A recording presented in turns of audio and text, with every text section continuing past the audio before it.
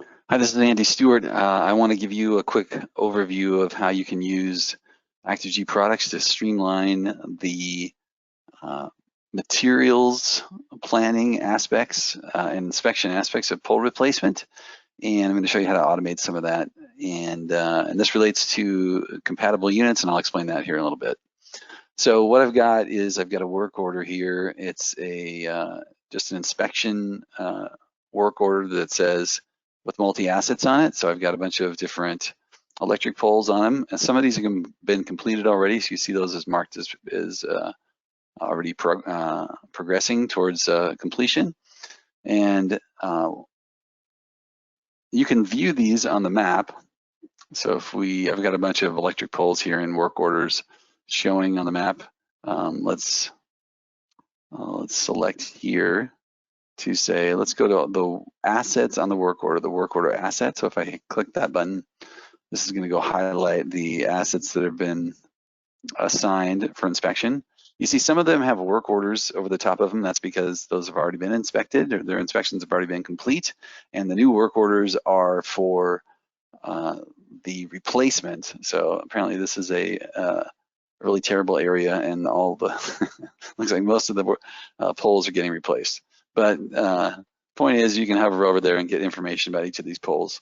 We can also go to the work order for Maximo, and you'll see here these are the same poles that have been assigned. And what I want to do is I want to launch a survey. So the person out in the field could potentially go to this work order, find out where all the poles are, click on this button, and then launch a survey to perform the inspection. And so you can see it's put in the work order number on this inspection. We've got the asset associated with it. If you look back at Maximo, that asset 499 has not been completed yet. So that's great. So this is the one we're going to do. So the simple question is, does the pole need work, or does it need to be replaced? And we're going to say, yes, it needs work. Do we need engineering design? No, we don't. We're just going to determine ourselves what needs to be done. So I'm not an expert. I'm just going to, don't laugh at what I'm going to choose here. I don't know what size pole this is or what, but we're just going to say we need one pole, and we need, let's say we need like 4 pins and 2 cross arms and maybe a couple of braces. I don't know. And then let's just add some, so 20 feet of number 4 wire, 20 feet of number 2 wire, and 2 odd. Let's just do 10 feet. I don't know. Good enough. Hit submit.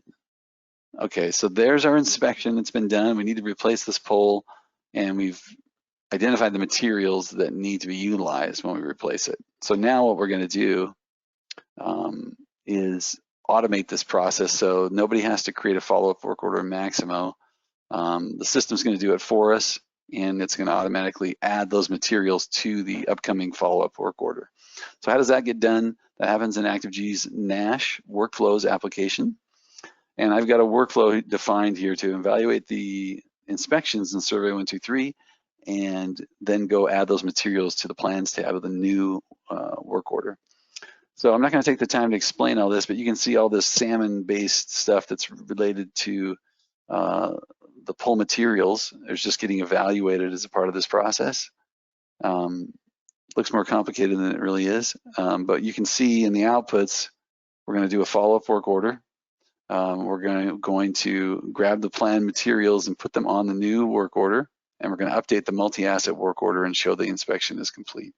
So if I hit play, this would happen automatically in a normal environment, but and we got a bunch of log information, and you can see right here there's a follow-up work order that's been created 3026. So we'll remember that. Okay, let's go back to Maximo, and let's refresh Maximo. Remember, this is work order. This is the parent work order 2975. Okay, so we're just refreshing it. Same work order now. Look down here. The asset USS 499, that pole has been completed in terms of inspection. Now the question is, does there need to be a follow-up work order? Well, yes, there does. So if you look at the plans tab here, you can see, let's sort it by record number, newest work order here. So that's 3026, that's what came over That's USS 499 asset. That's what came out of Nash. And if we actually go to that new work order, 3026, hit enter,